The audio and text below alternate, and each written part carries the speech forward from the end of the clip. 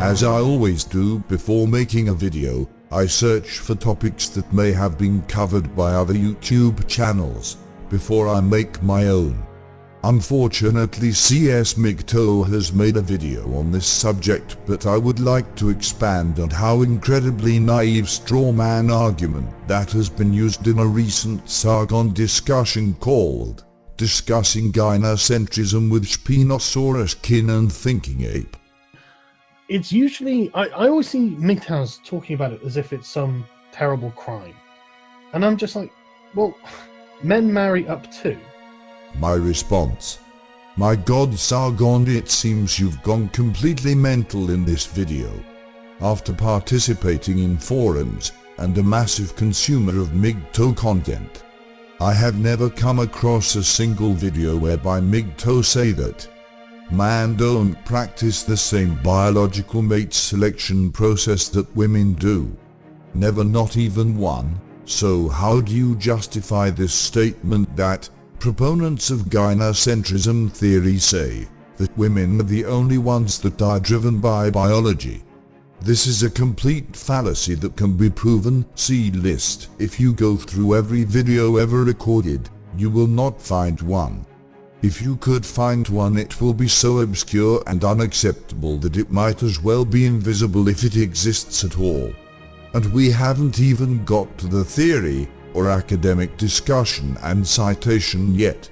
On Tao.com, this statement that men don't desire younger women in the same way that women desire rich men, hypergamy, has never been stated. You categorically made a statement and assumption that is not based on reality. The general trend seems to be that this is somehow that it's money. That this in this modern society, the way it's expressed is money. It's marrying above your socioeconomic status, and this is something that women are sort of biologically programmed to do. Yeah, and in many ways they do. I mean, a lot of women do. I mean, I'm not saying the majority or anything, but this is something that some women do, right? Yeah, it is something that some women do, and I'm still not necessarily completely. I'm not accepting of this idea that it's biologically programmed for all women or most women to do this, unless I'm actually going to get some genuine evidence. No, that's fine. He gives you some links saying some of the junk science of hypergamy go away and go and hand wave it the way pseudoscience again. Well, strap yourself in, Spinosauruskin. Here we go. To understand that some desires come from the subconscious or primitive brain is not exclusive to biological determinism or absolutism. It is common methodological evolutionary game theory, Nowak, 2004, and substantiated in the scientific community, especially biological, developmental and evolutionary psychology, DeLamater, 1998, and Human Mate Selection Boxer, 2013, and Beach Sorensen, 2016. Even feminists accept this to be true. Hrdy, 1997. It is used extensively in all sciences to predict human behavior and widely accepted by the greater scientific community. Even blind men prefer the optimal 0.7 waist-to-hip ratio, Bergner, 2009. It is called sympatric speciation de Ekman, 1999. You know, everyone has these urges, but not everyone acts on these urges. So... Yeah, it's kind of like if you kept the answer of biological determinism, the civil rights movement never would have occurred. Because, people are biologically programmed to see people that look different to them as inferior or dangerous. Now who's sounding like a feminist? This is what I mean about the Black Pigeon Speaks. He kept trying out that MGTOW stat from I can't remember what dating site it was, where 80% of women did a survey and found 80% of the men less than average attractiveness. And they I had to agree with that as well. They seem to be wildly misinterpreting this because, I mean, a dating site is not like a representative sample of the population. What sort of simpleton does not think that a sample of women from a dating site is not representative of women who are looking for men. I let that sink in for a moment, Sagon.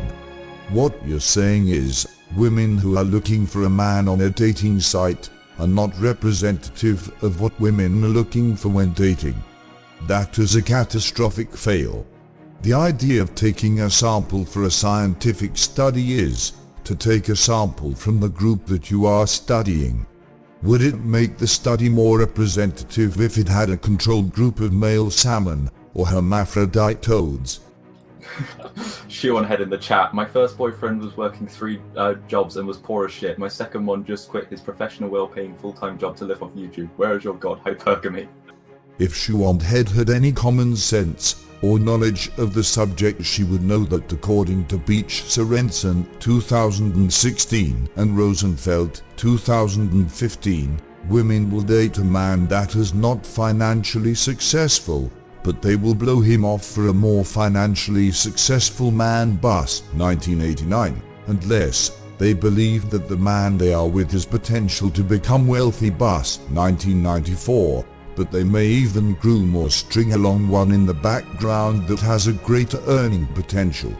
And this financial incentive becomes more important as a woman ages between 17 to 25 up.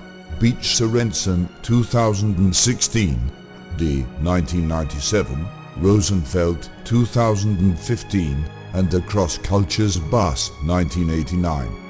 Women will even do this to other women with a more successful woman. Alan K.R. 2007. So I asked, why did you leave your first boyfriend to be with Skeptic? I'm quite sure that answer would be very uncomfortable. Did it happen around 25? Maybe it has something to do with you being a woman now, and the armored Skeptic had a high-paying job, and now still has a greater earning potential, which means more to you now than what it did when you were a teenager. The Evolution of Desire, Strategies of Human Mating by Bus, DM 1994. But because I am a scientist and a professional, I have to point out that different things impact what is important to you in any given moment of your life, and that the exception is not the rule. Begs me to ask, where is your god intellectuality? Stop there then, because I think you're right. I mean, this isn't like a guaranteed thing that all women would do, and I think this is really where the MGTOWs go wrong, where they think there seems to be this streak of biological determinism in much of the sort of, well, there are people who are a lot more biologically determinist than other people, and I think this is really where the difference comes in, because I don't like biological determinism as an answer to these questions, because then it takes out the component of rationality that all human beings have, male and female. And the fundamental components of Gynocentrism is not just dedicated to women, but the role of men play in it too. White knighting comes from men's desire to protect women, also a primal instinct called primeval kinship. 2009. I mean, you agree that hypergamy is a thing, right? Well, what I mean is, I don't think it's a thing in the way that he's making out, and a lot of other applies to all women or something. That A, it applies to all women, or B, that it's a direct thing that well, like it's being painted as. Yeah. Okay. Well, I mean, I'm not going to say how it's being painted. It is something that applies to all women to a degree, in the same way that a man marrying a younger woman is something that applies to all men. Any man in the position who's got the prerequisite set of levels of finances, attractiveness, blah blah blah, would be tempted to do the same thing because they would have the power to do the same thing. And it's all this is all about having the opportunity and taking it. And most women either don't have the opportunity or don't take it. The same behavior can be universally seen as a contributing factor to female dating.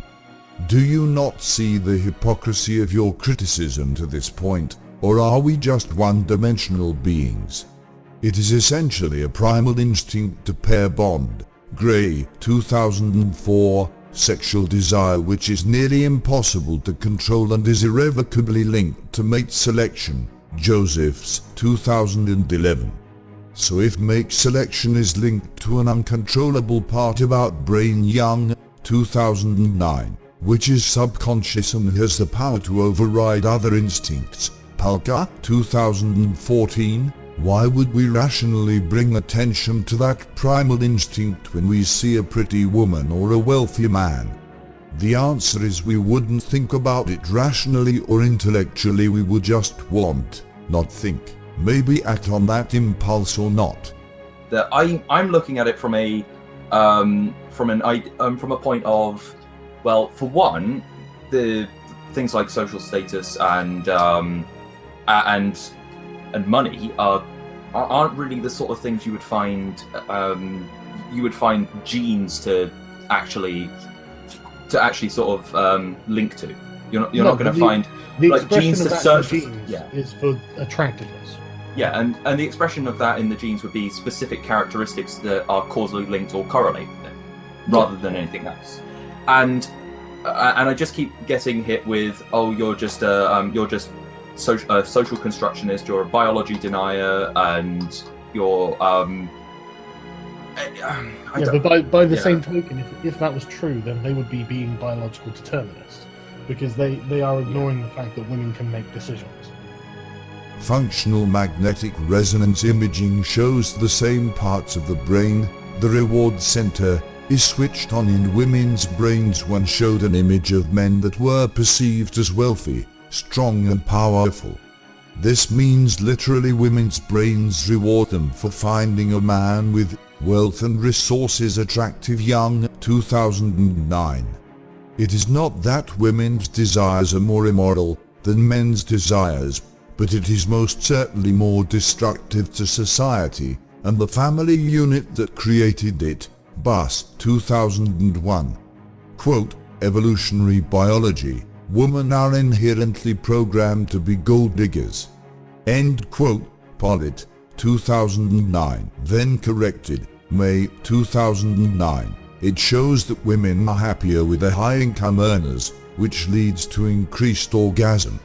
The foundation of this is clearly explained by another scientific journal article on evolutionary psychology, Natural Selection on Male Wealth in Humans, Nettle, 2008, which is scientifically proven natural hypergamy, a natural component of gynocentric theory. Here's the abstract. In the present study, we sampled 208 college students in an attempt to explore participants' understanding of the definition of and attitudes towards romance. Like, what has this got to do with hypergamy? So you only read abstracts. Here is a fact for you: studies can draw more than one conclusion and can shed light on a similar conclusion. Academics know this. So what is your excuse for misrepresenting something from an abstract? In academia, this is one of the cardinal sins. You would know this if you were even an intellectual, let alone with an academic. The true difference between gynocentrism theory and feminist theory is that academics aren't terrified to support feminism, and peer-reviewed journals are all about money, and they know that feminism's flagrant bullshit sells, so it gets an immediate pass, no matter how ridiculous the argument is. This is something you have found this yourself, Sagon. This is why many MTOW supporters cannot find the perfect journal article, because they have been systematically suppressed by a feminist-dominated institution. So MGTOW and proponents of gynocentric theory have to go to extreme lengths to find academic materials to produce a case, and I take my hat off to them for doing so, because I know how much hard work it is. To expect that you guys would understand that, I think, was far too optimistic, because you don't understand it on academic level. And I suppose that's why you are not touring the world like Richard Dawkins, instead of flagellating on YouTube. And I'm just like, well, men marry up too. You comment with the assertion that MGTOW believe women should go against their nature and against their own self-interest to fill men's needs, or men are owed it. This is so false that anybody with a brain cell would reject this notion, because MGTOWs only use this information to show how dangerous and inequitable heterosexual relationships are, in the 21st century, and neither painted as immoral, but amoral. You completely failed unintentionally or intentionally when you said that MGTOW believe they are owed something. This is never asserted or advocated anywhere in the MGTOW community, never. They have no interest in a relationship in a way that you're saying. It is actually the complete polar opposite of the position of MGTOW, demonstrating your complete ignorance on the subject. You are literally advocating the belief in complete fallacies about gynocentrism and MGTOW to your viewership, which is a disgusting violation of your position and influence. When any man in the manosphere talks about hypergamy in relation to relationships, they're not advocating that single women should deny this impulse, but outlined how deleterious it is to established heterosexual relationships and children's lives. At no point do they advocate that they are owed something from women, but point out its destructive effect it has on Western civilization. If you had any clue about the subject you're commenting on, you would know how stupid, ignorant and space cadet your statement was, as divorce doesn't diminish the amount of resource a woman takes with her from the legal system in divorce, but it completely financially destroys man. You know, when a man gets divorced, he doesn't get a fat, slovenly second wife. He gets a young hot wife because he's got more resources. You know, he gets the younger. That's what they say. You know, I'm going to replace me with a younger model. Women say this all the time. Men can't get young hot wives after divorce, and if, quote, women say it often, then you must be the biggest idiot for believing them, because simply put, you criticize feminists and ignorant women constantly on your channel for being divorced from reality, so why would you quote them? Men don't get young women after divorces because that, everything they've accumulated through their hard work throughout their life, has been unfairly severed 50-50 and their house has been given away by a magistrate, and they are often paying more than they can ever afford in child support, something you have never experienced, but have commented on, in your own channel. There is no way that men would consider handing over half of his hard-earned belongings, his house, and his children, so another man can live in his house, raise his children, while he pays for it, just to be with the younger woman. This is a monstrously irrational belief.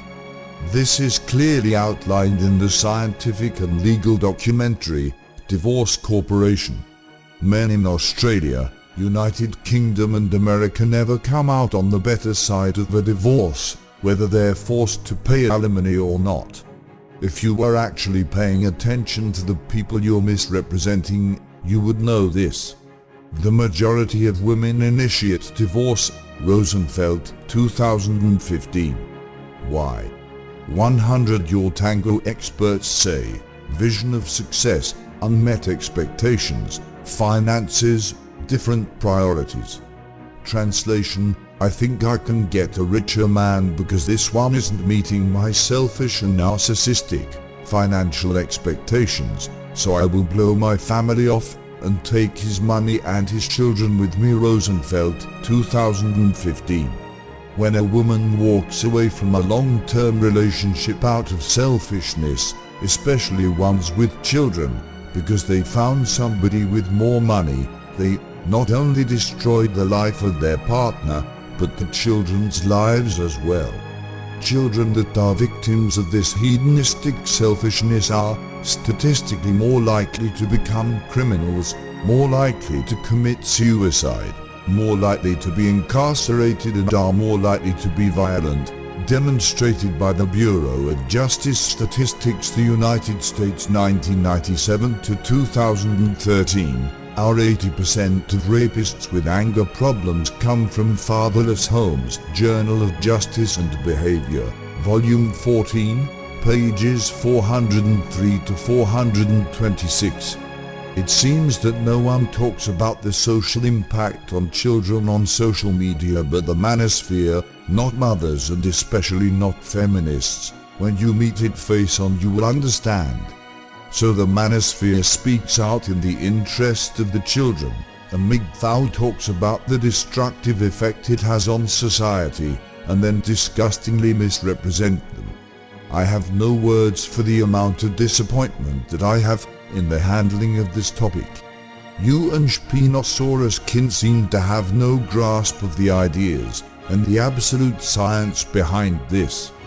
Do any of you actually believe in preparation, or at least read something completely before you comment on it? So why are you criticizing people that do, that send you information that you do not read even honestly, let alone completely? I don't know how you can justify your uncorroborated opinions after the train wreck of a debate you participated in recently. One that you couldn't even earn 1 point in argument on, which I completely destroyed all of her arguments, including scientific citation, in 2 paragraphs. If you have doubts, go and look. There are no responses after citation needed, and totally destroyed her argument. You seem to have created an inflated idea of your knowledge and accomplishment. It serves as a reminder to us all that the amount of followers do not dictate the validity of statements. End communication.